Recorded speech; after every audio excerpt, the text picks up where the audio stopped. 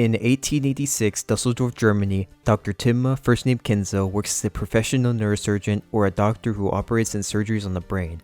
He's originally from Japan, although he works abroad in a German hospital called the Eisler Memorial Hospital. He was impressed by a transcript written by the director there whose name is Dr. Heinmann. He would later find out the transcript was not written by the director and the director is greedy and is just using him. One day, he hears about a family who escaped from East Germany on the news and is living nearby. In the middle of the night, he's woken up to a call. He must get to the hospital immediately to have surgery on a boy who was just shot in the head and to take care of a girl who is psychologically traumatized.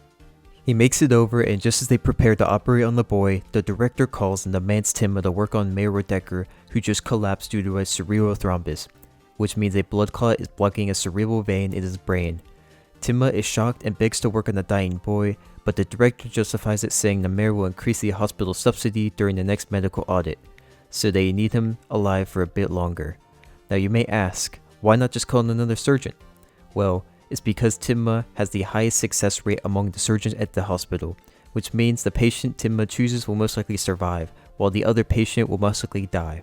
Dr. Tenma was already feeling extremely guilty from a previous surgery he couldn't do since he was pulled from it, and the previous kid died as a result.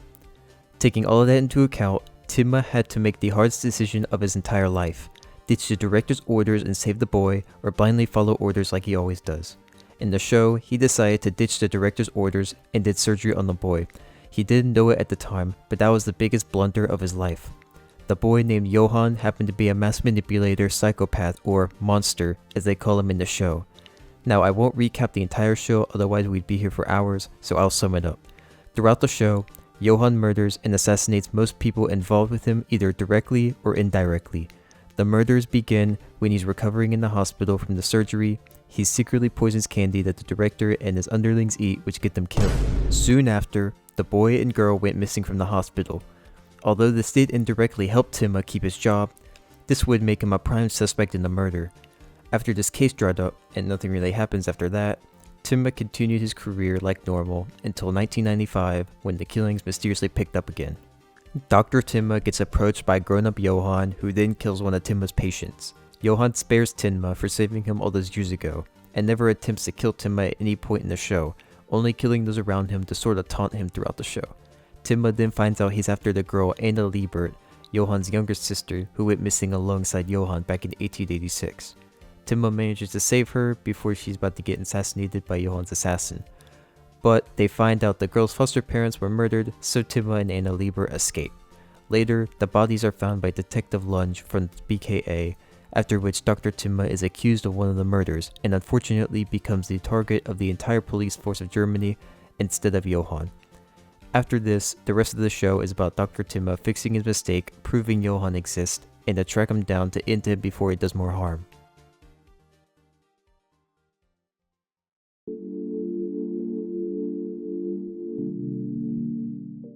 In this timeline, Tenma follows orders and saves Mayor Decker instead of Johan.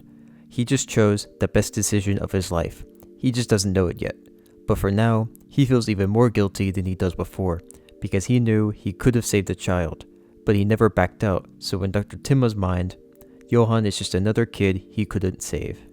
Lasting effects of Johan's death are massive. Imagine everyone who died directly because of Johan, including the entire town of Ruhenheim. So many people stay alive because of this. There are never any mysterious deaths. Tenma is never accused of murder. At the hospital, Johan's sister Nina is never taken away by her brother, so she's just recovering under Tenma's care while still being questioned by the police from time to time. Now, does Tenma keep his job? Yes. In fact, he is promoted to the head of surgery at the cost of his mental health. Tenma also keeps his girlfriend temporarily, although I could still see them breaking up anyways since Tenma is much more depressed in this timeline. Ava Heinmann will see a depressed Tenma as boring and will still dump him.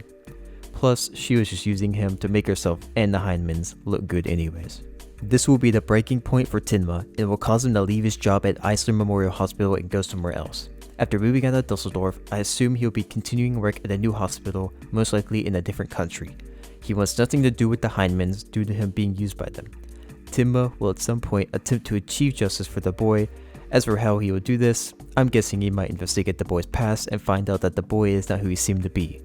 Once he finds out Johan was a monster, He might have looked back at the surgery and would have been glad he did save the boy. His depression will most likely go away while knowing this. Other than that, I'll dig in deeper when we get to my theory.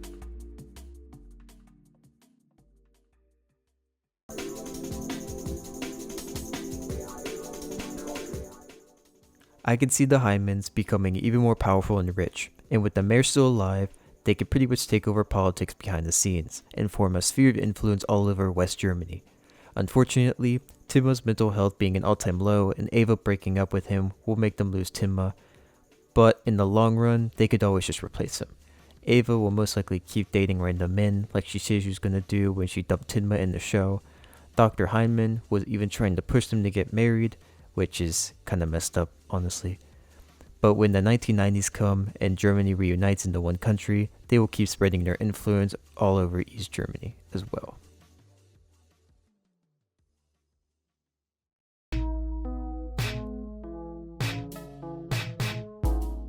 Nina will be recovering in the hospital right after that night and will always have nightmares about killing her little brother. I still don't quite know why Johan decided to let her sister shoot him.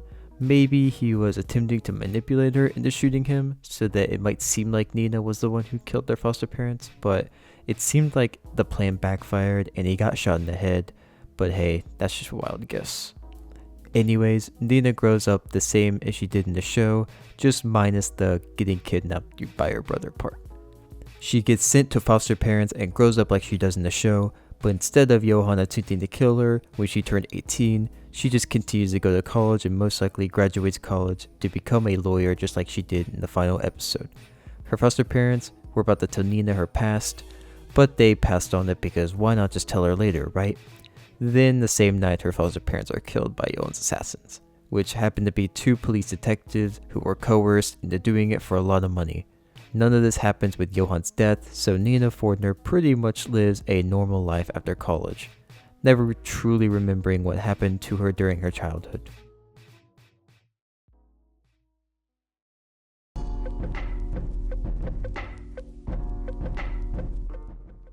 The show mostly skips this historical event, although throughout the show, characters do point it out from time to time.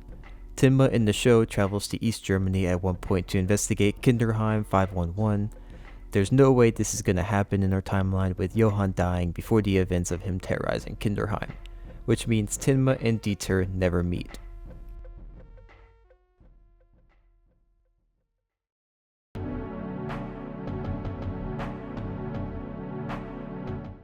The Kinderheim 511 orphanage in East Germany does still happen, but without Johan, it's not a horrible massacre like it was in the show.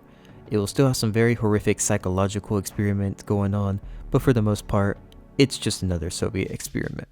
But since there's more survivors, the Soviets will have a harder time covering it up. I'm going to predict they fail to cover it up, and it goes public. Most victims would have a major psychological problems due to Kinderheim that unfortunately means nothing changes for Grimmer, sadly. Grimmer might even become an advocate for Kinderheim 511 victims instead of trying to expose it, since it's already well known. The former Kinderheim director Petrov goes into hiding when the Soviet Union collapses. I wouldn't even be surprised if he attempts to escape to Brazil. A giant manhunt will be on looking for him. If he's caught, he's getting a minimum sentence of life in prison. Of course, the other higher-ups that were a part of Kinderheim will also be hunted down too. For example, Dieter's foster parent guy.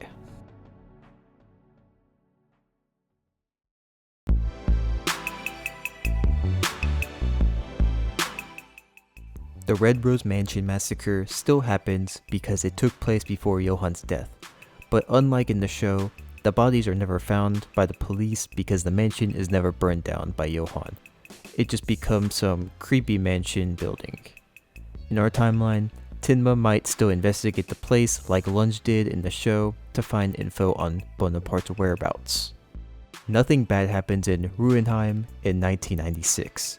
Bonaparte, the man who started it all, and the mastermind behind creating the monster, dies here peacefully due to old age a few years down the road. Martin, who was assigned to be Ava's bodyguard, in episode 58 never gets hired for the job in the first place, and therefore is never killed in this timeline. Instead of going down the Johan rabbit hole like in the show, Dr. Lunge goes on a normal vacation in Prague, and continues his job at the BKA like nothing happened. The detectives that killed Nina's foster parents in the show are never coerced by Johan, so nothing happens to them either. Everyone who died from Johan before the surgery are still dead. Everyone else who were alive after Johan's surgery lives a normal life, or at least I hope.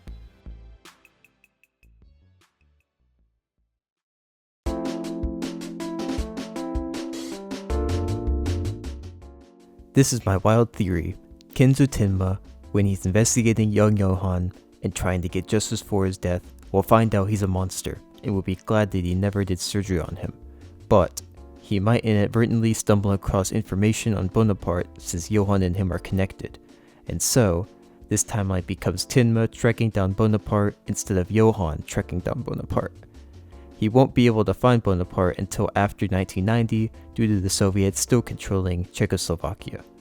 But Kenzo Tenma possibly finding Bonaparte 5 years earlier in this timeline just sounds crazy. I know Tenma was indirectly looking for Bonaparte, but during the show, he was way more focused on stopping Johan, plus Johan kinda just led Tenma to Bonaparte. And since Grimmer and Dr. Lunge both found Bonaparte on their own before Johan did, I could see Tenma finding him as well.